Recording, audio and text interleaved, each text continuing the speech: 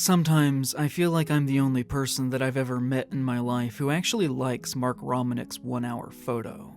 A strange, bizarre melodrama about a dysfunctional family who has been watched obsessively for the better part of a decade by a man they hardly even know exists. Cy Parrish, the lonely guy at the local equivalent to the Walmart, has watched their only child grow from a distance through developing their photographs over the years, even keeping secret copies of every one of the photographs that they have ever brought to him to be developed, that he keeps proudly displayed within his home, slowly in private building the strangest parasocial relationship that has maybe ever existed. It is a great little movie that functions as a meditation on adult loneliness, in particular the male incel kind of loneliness, that can lead to mental instability and eventually develop into a dangerous personality, on failure, memory, obsession, the values that we hold in this life, and also on the singular power that the concept of the image can hold over us. I think that it is absolutely one of the best horror films of the early 2000s, and it is a massive shame to me that it has never truly gotten its due.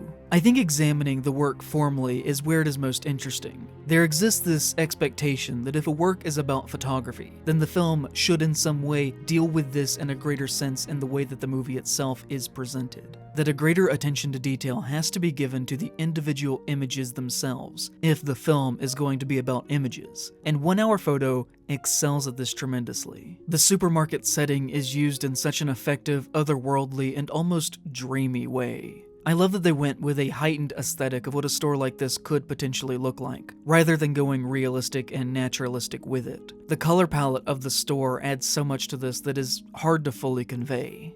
The camera hardly ever moves once in this movie, and as a result, every single shot has to have a strong composition to it. And the actors are directed in such a way as to hold the pose that they are striking for the entirety of the shot, keeping the basic structure of the image intact from beginning to end. And upon noticing this, you kind of become obsessed with how little the actors actually move in this movie, especially Cy, who often feels trapped within the frame. Williams, often in shots, is hardly even moving his face when delivering his lines, and in that gives this very uncomfortable voyeuristic distance between us and the action that is very much deliberate and also very much works. In this light, this is more akin to a photography album than an actual traditional film.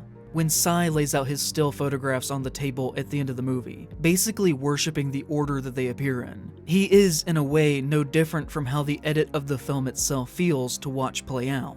Now, stylistically, with the aesthetics of the photography that they go with, along with a somewhat unreliable narrator mixed with the tone of the movie, both thematically with the overarching themes of male loneliness and the just general vibes itself, one could make a huge criticism against the film of it being a ripoff of Fincher, especially Fight Club. And I don't think that this would be entirely unwarranted, but the answer to this question is a bit more complicated and nuanced than one might first believe upon looking at its surface. The movies are at times weirdly, startlingly similar. And you could very much do an essay in contrasting how these two works of art deal with two different brands of masculinity and loneliness, but somehow through that end up saying the same thing about what it means to be alone, and how that loneliness can breed an obsession over certain ideas that may or may not be founded within reality itself. Mark Romanik is not usually a filmmaker in the traditional feature film sense, although he has attempted to make many more movies than he has actually made that just didn't shake out, and is actually mostly known for his work within music videos, commercials, and still photography, which I think is clearly on display in 1 Hour Photo.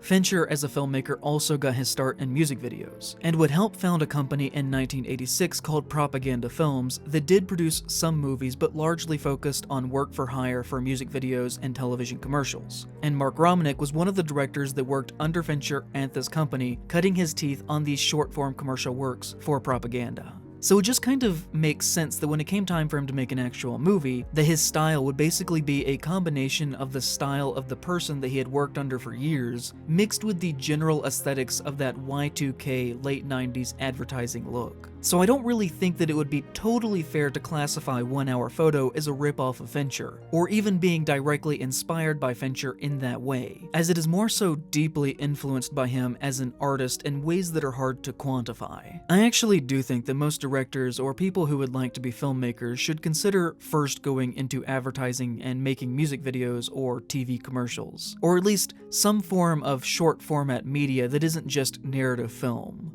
The ability to approach the image as a complex construction, and the respect for the craft that goes into that, transfers very well into narrative film, in my opinion, from commercial work.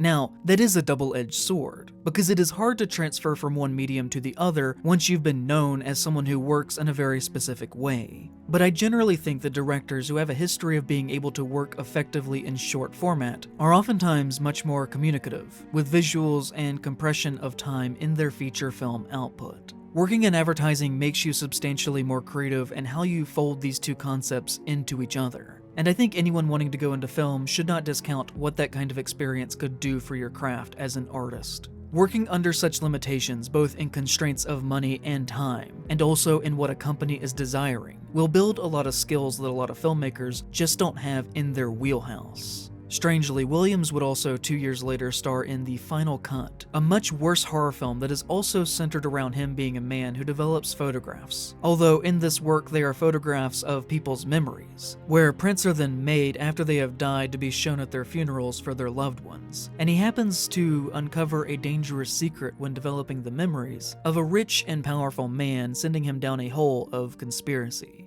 And I don't really know why he would have done that job directly after doing this one except for the need of a paycheck. Not just because of the similarities to 1 Hour Photo, but also just because it's pretty bad. Williams also was not even supposed to star in 1 Hour Photo, originally being asked to play the much smaller part of the asshole middle manager boss that eventually went to Gary Cole, a typecast from his most famous role in Office Space. Both characters are even named Bill, but Williams liked the script so much that he asked them why they didn't ask him to play the lead. And I think it was probably just so out of the norm from his warm persona that they didn't think that he would be interested in the part. And instead they were pursuing Jack Nicholson for the role, which would have made this a totally different film that I don't think would have ultimately worked nearly as well.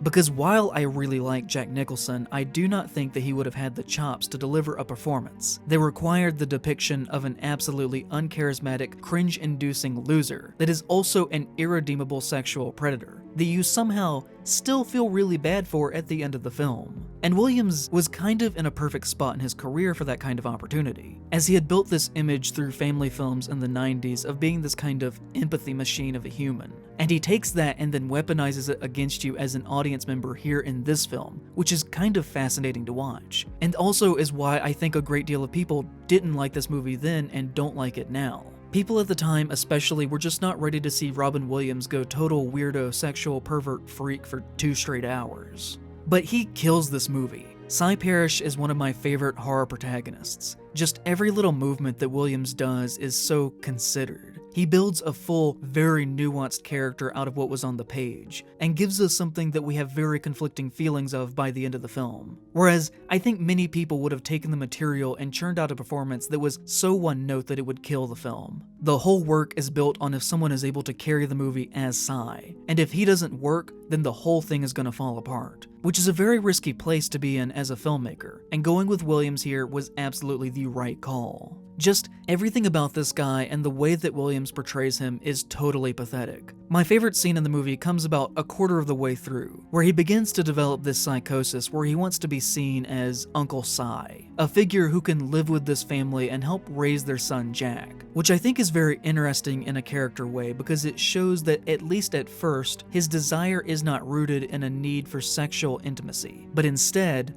emotional intimacy. He wants to be needed. He wants to have a purpose. He wants to be wanted for the good that he can provide, which I think is just profoundly sad. He talks about his work in the same way as a photograph developer, even being written up by his boss for calling the store's customers his customers. He obsesses over the quality of the film prints that he makes, even calling the repair technician to fix the machine because its cyan balance is off by 3%. Something which infuriates the technician because to him 3% is so insignificant that you would never notice it with the naked eye. But to Cy, it deeply matters. And in this scene where he's wanting to be seen as Uncle Cy to Jack, he sits outside their home, studying it, something that is implied that he does often, before deciding to get brazen this time and actually venture into the house when they're away. Exploring every nook and cranny, sitting where they sit, eating their food, wearing their clothes, even taking a shit in their toilet, before the family comes home unexpectedly and catches him in this perverse act.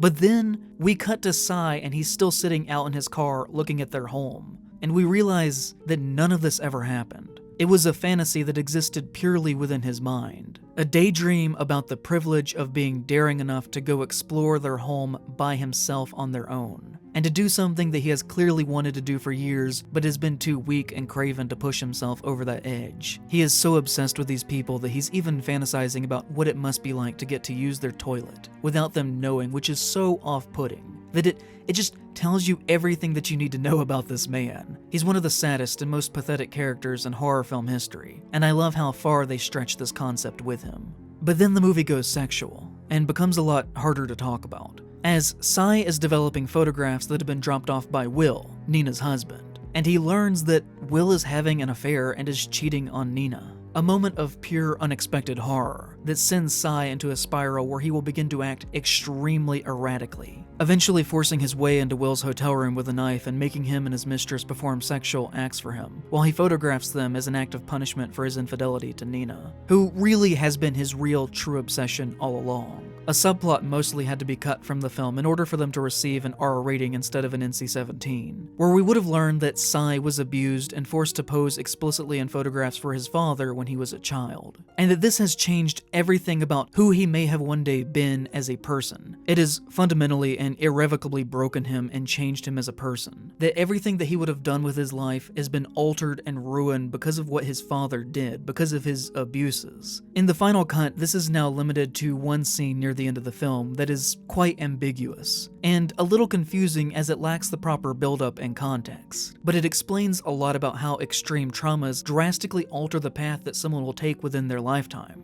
and how doing great, inexcusable, evil harm to someone may result in them doing harm to others later in the cycle of abuses. That's not to say that Psy's actions are excusable at all, but more so that the film asks for us to at least see him as a human, and try to understand how someone came to be like how he is, how he made the decisions that he did. Someone whose very future and identity was robbed from them at a very young age, an aspect that is communicated throughout the film by the sheer number of times that Psy's face is totally obscured or out of focus in shots. There is no true Psy anymore. There is no real identity beneath this surface. That was taken from him. It is, in this way, almost in communication with a film like Death in Venice, a story about a middle-aged creep who obsesses over a family and tries to insulate himself within their business. However, the inverse is kind of happening here. Whereas in Death in Venice, we have a pervert who is obsessed with the child in this family, which is why he's trying to situate himself into their family out of a purely sexual desire.